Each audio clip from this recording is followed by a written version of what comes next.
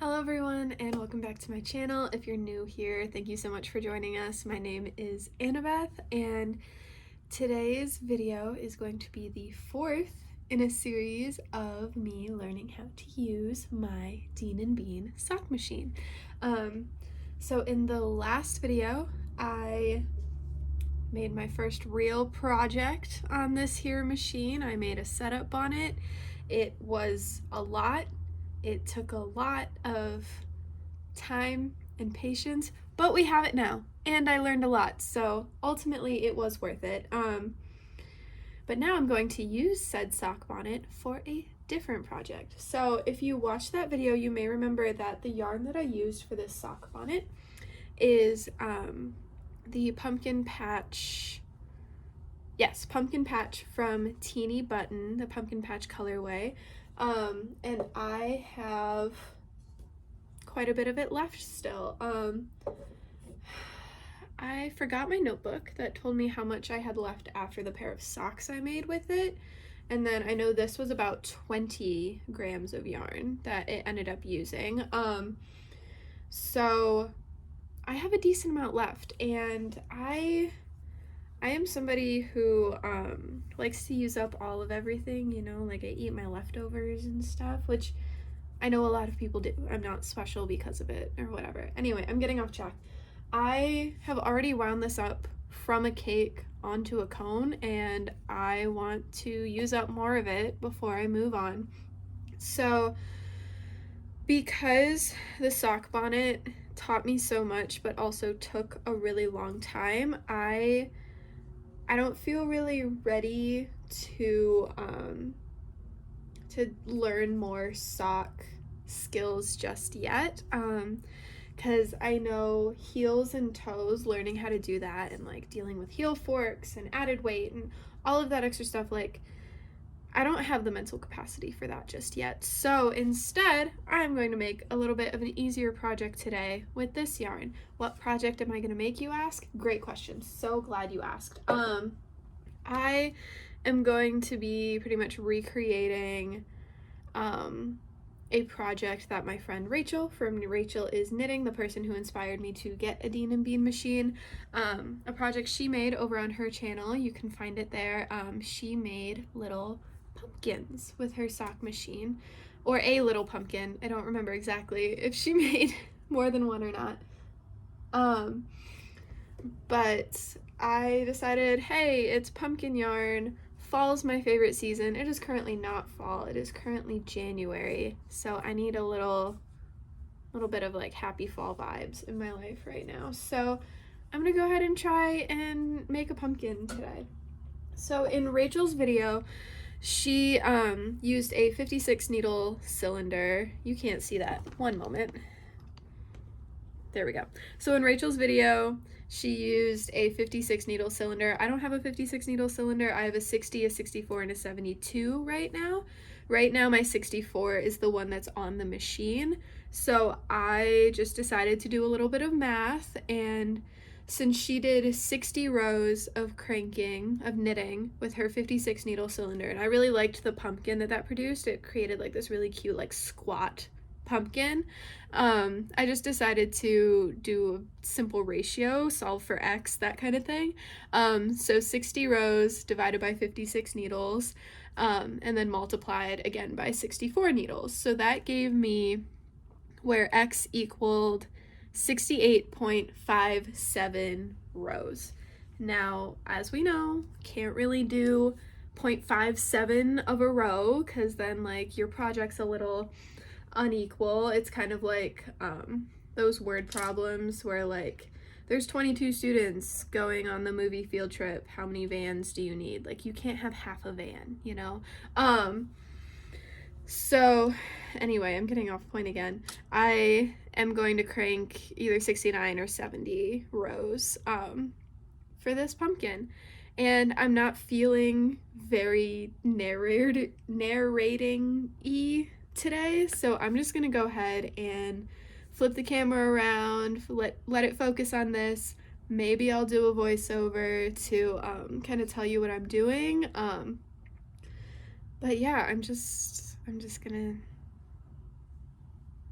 we're just gonna get into it.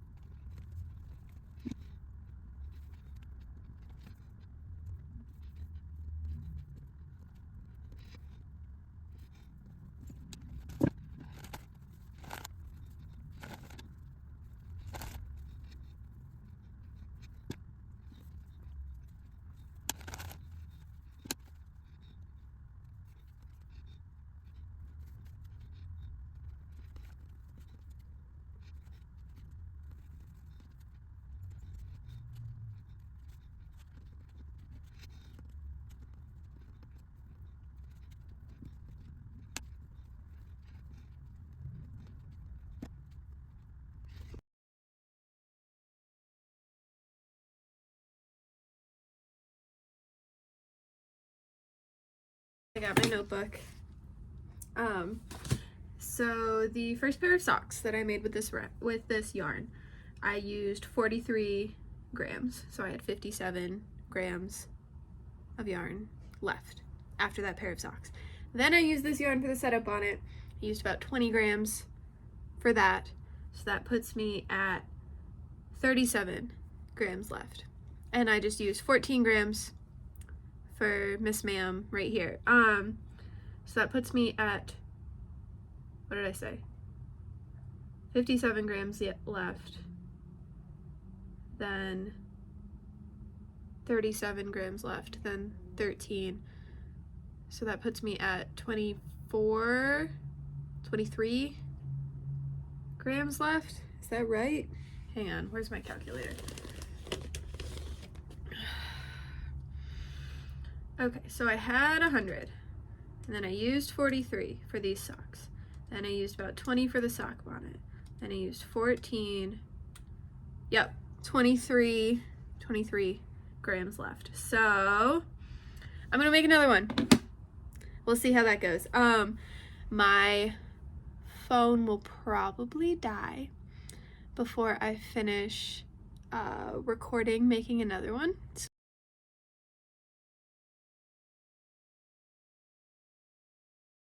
I got distracted by other things while I was finishing this project, but I did not make one pumpkin. I made a baby pumpkin too. It's so cute. These two are a very similar size, despite this one being made on my 64 needle cylinder and this one was made on my 72. But I'm okay with that. Like, it's only an 8 needle difference, so that really makes sense. This one I did make on my 60, but because I made these two first, I only had like 5 grams of the yarn left. So I'm like, let me see how many rows I can get out of this one. I ended up getting 27 rows. So then it ended up being a little baby pumpkin. And I'm like, you know what if I just stack these? I've already attached them together. And they're so cute. I still have a tiny bit, because this was originally a sock set of yarn. So I still have a tiny bit of the pumpkin spice contrasting color. So I'm considering like doing a quick little like I-cord stem or something. Or I might just like go out in the backyard and grab a stick when the weather stops doing whatever it's doing this weekend. But yeah, here we are.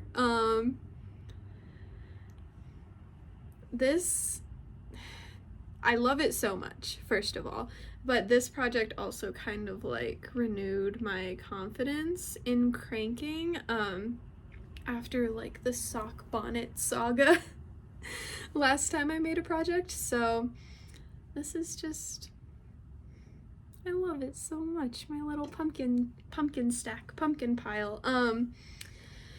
So yeah, I would highly recommend, if you are like me and you're new to sock machine knitting, cranking, however you want to call it, I would recommend trying to make some pumpkins. You can find the pumpkin video that Rachel made on her channel, which is Rachel is Knitting here on YouTube, and as long as you like kind of understand the basics of sock knitting, or like me, you made a sock bonnet first and now you need kind of an easier project before moving on to learning more skills to make socks, highly recommend. It's just, you cast on, you crank for a while, you cast off, and then the rest of it is done by hand, and here we are.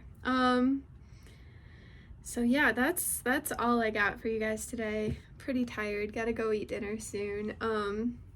If you enjoyed this video, feel free to give it a thumbs up, subscribe to my channel as I continue on this sock machine learning endeavor.